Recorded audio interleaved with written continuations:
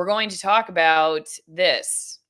Fall's favorite spice blend has a violent history.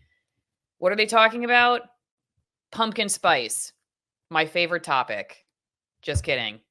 Not really, because I'm not a huge pumpkin spice fan, not because of its violent history. Because how long has pumpkin spice flavoring really been around? Since laboratories were created, and yet everybody falls for the fact that it's like a fall treat when you could have it all year round. And I'm going to tell you a story about back when I was in TV news when I almost got thrown out of a fast food restaurant for questioning the pumpkin spice milkshake. But stick around for that. Want to let everybody know that you now have a couple different ways to support my work if you would like to, which don't involve signing up for a membership anywhere like Locals, even though I think that's a great value over on Locals because you get an extra show once a week and you get to put your questions in for interviews.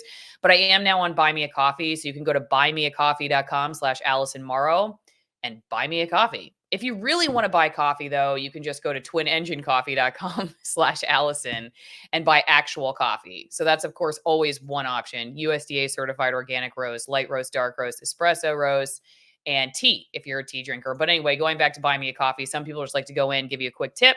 So now you can go to Buy Me a Coffee and do that. Also, I do have a P.O. box I set up. So if you would prefer to not send any kind of credit card information or anything anywhere, you can go to P.O. Box 3355, Denellen, Florida 34430. So send whatever, send your loose change, send your lottery ticket, send your Starbucks card for the pumpkin spice latte that I will never buy, and shoot me a letter. I mean, I'd love to hear from you. Just don't do like the creepy kind where you cut out the letters from the magazine articles and stuff and then put it together. That would just creep me out. But if you could do like a normal letter, I would still love to hear from you. Allison Morrow, P.O. Box 3355, Denellen, Florida 34430. Another way to just send support, whether it's just send me a nice note, you want to send me your loose change, whatever it is. Okay. Thanks over on Locals to the supporter who sent me this story idea. And again, I am not talking about RFK Jr. right now because my guest is nowhere to be found. I hope he's okay.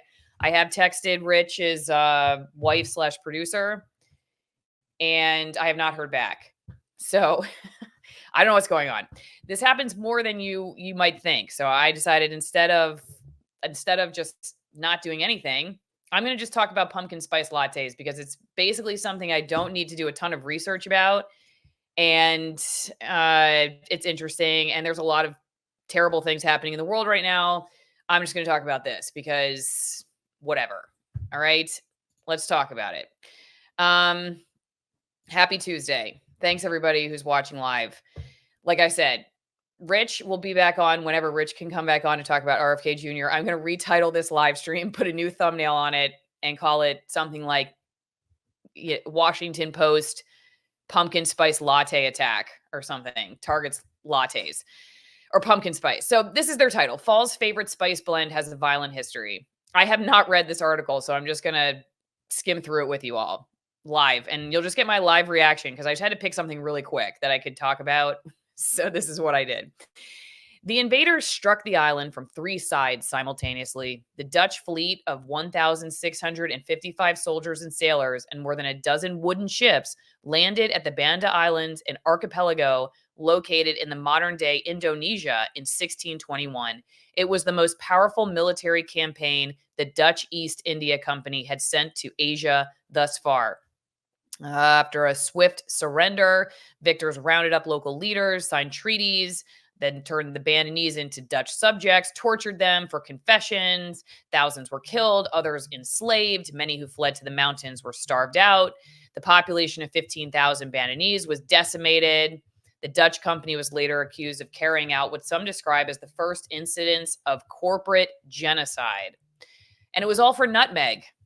At the time, nutmeg, one of the three key spices in the blend known as pumpkin spice, grew nowhere else in the world. It was considered a miraculous substance rumored to cure the plague, make consumers more beautiful, sharpen the memory, and calm the mind. Today, you can buy a jar of the spice mix, typically made with cinnamon, nutmeg, cloves, and ginger, for as little as $2.39, or drink it in Starbucks' perennially popular pumpkin spice latte, confident that the nutmeg wasn't grown through means of violence. Some spices are part of natural course trade. said Sarah Wasberg Johnson, a food historian. It just happens that the main spices in pumpkin spice are fraught with colonizer histories. I don't think I need to read anymore. Do you get the point? Then they go on to attack cinnamon. So cinnamon sucks, nutmeg sucks, and basically that's it. Pumpkin spice products total more than $802 million in the year ending July 2023. Europeans knew about nutmeg and cloves, but didn't have access to them in the 17th century. Once the plantations began using enslaved laborers to mass produce the crops, the increase in supply caused the price to fall. So that's why we can get our cheap lattes, because of slavery. And lots of sugar and spices. Cookbook, pumpkin pie, written by Amelie Simmons. Recipes for pumpkin pie, written by Amelie Simmons, one of the first ever American cookbooks, 1796. And then all of a sudden now pumpkin and apple pie has become part of American history. And that's it. So now it comes prepackaged in a bottle. Contrary to popular opinion, Johnson believes that McCormick was not the first company to create pumpkin pie spice. And okay, pumpkin pie spice. So they go from okay. It's the same with these Starbucks lattes. You're getting stuff from all over the world and repackaging it for wealthy consumers without acknowledging the history of the ingredients. Okay, so that's the point. So that's the Washington Post point. It's the same with these Starbucks lattes. It's a symbol of stunningly opulent, globalized consumption. I mean, that they're talking about a painting, still life with a turkey pie from 1627. So that also sucks. And then basically Starbucks lattes suck because you don't feel guilty enough when you're drinking it. Now, let me tell you why I agree and disagree with the Washington Post. I'm not a fan of the pumpkin spice trend. I was going to say tradition, but then I switched to trend and then it came out trend. The reason I think pumpkin spice is dumb is because it's a lot of it that you're getting, like when you go get the latte, it's marketed like it's a fall drink, but it's filled with all kinds of artificial flavors often and preservatives and stuff that we could pretty much have any time of the year. So just like most of the big food trends, it is, oh, there's Rich. Rich, sorry, we're talking about now, so we're yeah, I'm sorry about that, Allison. That's totally my fault. But I did just send you, and Laura should send it to you soon. I was in my numbers, lost in the numbers as always, and I just sent you the brand new stuff. Or good. Laura will if you didn't get it yet. But she walks in and she's like, "What are you doing? You're supposed to be on Allison's show." And I'm like, but that's okay, because I want to know your opinion of this. I know you probably haven't even seen this, but I just got to wrap this real fast so that I can clip this for a separate episode, since I'm like 8 minutes into a whole rant about pumpkin spice lattes. The Washington Post wrote an article.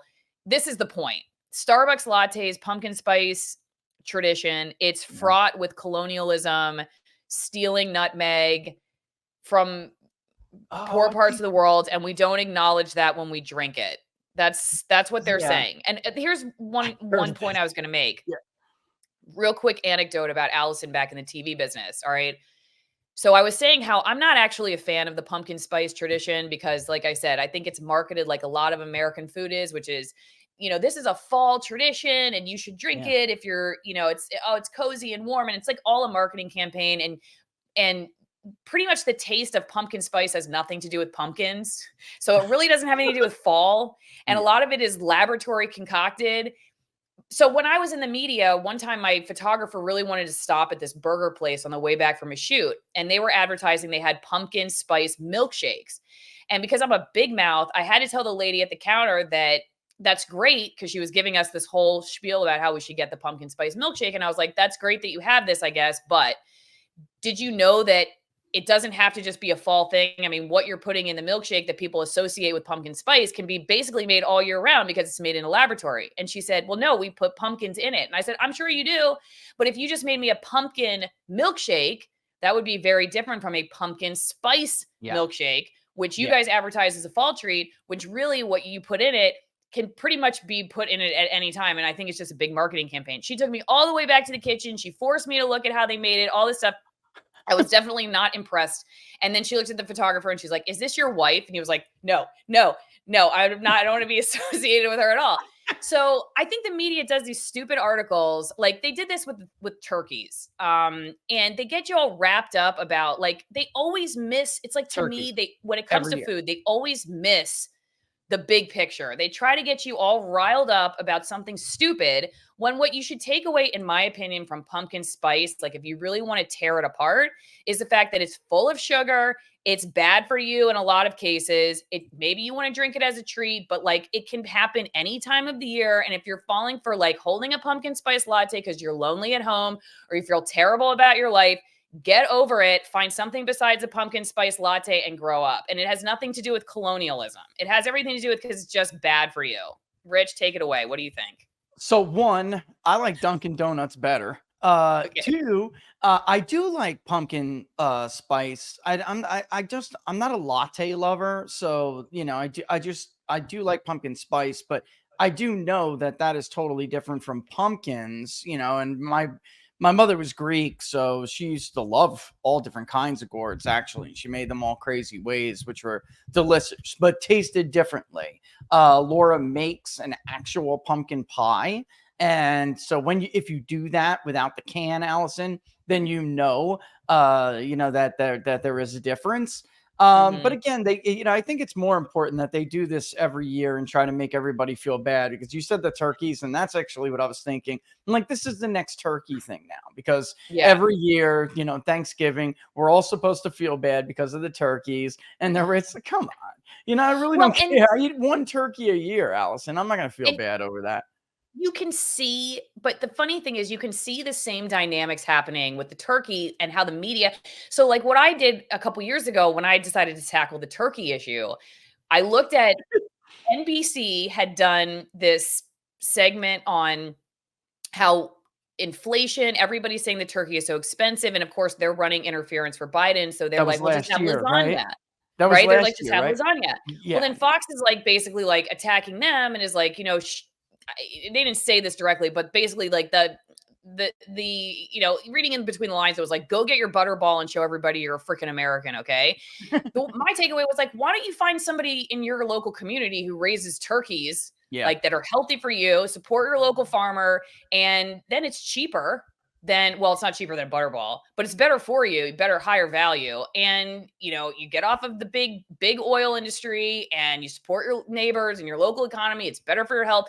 And don't fall into this dichotomy of like big corporate whatever versus just get rid of it and eat lasagna. And I feel like they do the same thing with the pumpkin spice latte. Like I haven't checked Fox, but I would be like, see, they're making you feel bad. Go get your pumpkin spice latte and be a real American. And I'm like, why don't you be a real Like the American dream in a lot of ways has led a lot of people to being like fat and chronically ill in hospitals and stuff. Oh, So let's absolutely. rethink the American dream and don't fall for either trick. That's all I'm saying.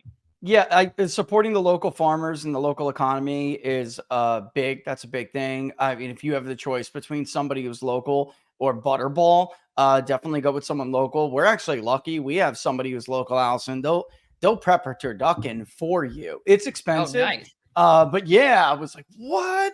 Welcome to the South, baby. It's Remind just me where you guys are, South Carolina? North North. Carolina. Okay. Yeah, and I actually found that, because of followers online. A couple years ago, there was a tree shortage, Christmas trees, and I wanted a real tree for the first year in the house, and I'm not, a huge fan it's not a big deal. I do like a certain kind of tree, but couldn't find one anywhere because during the Obama administration, they did implement an EPA rule, and basically it was just a regulation against a certain product. And it's not that the product's bad. That's not why they did that. It was a kickback to farmers. I think it was strawberries particularly, but certain farmers that supported them, and people who grow Christmas tree farms use them for saplings as well. So when Obama restricted the use of this, a lot of people's young saplings died, and there was a Christmas tree shortage a couple years ago. Anyway, I go 3 hours west to the mountains of North Carolina to find this guy that a follower told me to go to, and he did. He got me a brand new Christmas tree right off the mountain farm. It was still the only thing I felt bad. It was still a bird's nest in it, but it was absolutely gorgeous. And then he tells me about the turkey, which is closer to me. So, if for no other reason, that was worth the trip itself. But now we are going with artificial just because I didn't realize there was a serious problem with Christmas trees like that. But there is. There really is. So if you love a tree that, is a fake tree, I know I'm going to be blasphemy. I'm going to get a ton of these right now. If you can let the population, repair itself, it's probably a good idea, which is why ultimately we did after that year. We're going to go do a wild tree in Florida, which should be interesting. Wild trees are cool. Yeah. Well, they're not palm trees. They're sand pines in the Ocala National Forest. It's probably going to look like a Charlie Brown. Yeah. That's where my old man is, Allison. Tree, but say that again, Rich. That's where my old man is. Yeah. He's still out there. Yeah, you're not going to find many balsam firs or Douglas firs out there. That's for sure. Wait, where is he? By Ocala. That's really where he is. Yeah. But there's no firs out there. There's nothing but palms and stuff out where he is. There really isn't, unless you go to Lowe's, you can get yourself a Fraser fir, which they bring in. And from what I understand, the only reason why they do Frasers is because it's so hot. They make it like some balsam firs. I did get one of them one year, but it's limited because nothing else really takes the heat like a Fraser fir does, more durable. So that's really all we ever found down there. Yeah, well, they said they have sand pines, but I don't know. I mean, either way, it's not going to look like what we were used to in the Pacific Northwest. But anyway, well, let's talk about exclusivity when it comes to what you're drinking too. Besides your Christmas tree, your turkey, your pumpkin spice, which you shouldn't be drinking. You should definitely switch over to this, AllisonWinePromo.com. It's the opposite of a pumpkin spice latte. It's not popular. It's not sold by Starbucks. It's not big corporate America. It's small family farms, high altitude vineyards, extremist altitude vineyards in Argentina, old vineyards, the oldest vineyard in Argentina, over 200 years old, very remote locations. And you can't get the stuff at the grocery store. Why would you want to? Because you can support my work. You get 50% off the wine and 50% off shipping. We got a lot of meals coming up, a lot of meals at which you're going to feel very guilty because they're all centered around colonialism and all the bad things your ancestors did. I don't care if you're white, black, Hispanic. I'm sure you did something bad. You need to feel bad for it and feel better by drinking my wine. So go to AllisonWinePromo.com and get some amazing wine while you're at it. And like I said earlier, twinenginecoffee.com/Allison is a great way to get over your hangover the next day. All kinds of great high altitude coffees, light roast, dark roast. And then we did talk about locals. Rich is on locals. Talk about that in a second. Oh yeah, I am going to the Wise Traditions food conference in a week and a half. If you'd like to continue giving to that, thank you so much to everybody who has already done that. We're going to have some great interviews. I just did hear that Naomi Wolf is canceled. I don't think she's going to be there anymore, but there are a bunch of awesome speakers, interesting people you maybe have some tough questions for. If you go to locals, you get to put your questions in ahead of time. Thanks to everybody again going to givesendgo.com/Allison to Wise Tradition. So excited about that.